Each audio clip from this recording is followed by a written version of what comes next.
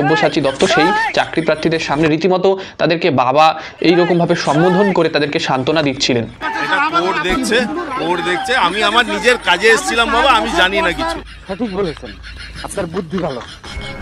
তিনি বলছিলেন আমি নিজের কাজে এসেছি বাবা। এ তো একটা পিতা তার সন্তানকেও এতটা স্নেহ করে না, ইনি যতটা স্নেহ করছিলেন। কত সুন্দর মুখের ভাষা। আর এর ঠিক পরক্ষণেই তার আসল রূপটা বেরিয়ে আসলো। তিনি বলতে লাগলেন এই বাধা সরাতে আমার 30 সেকেন্ডও লাগবে না, আমার ওয়ার্ডে হলে এরকম ভাবে একটা হুমকির স্বরে তিনি কিন্তু সাংবাদিকদেরকে বলছিলেন, আমার গাড়ি আমার ওয়ার্ডে আটকালে আদর করবে না। মিডিয়ার জন্য বিশৃঙ্খলা।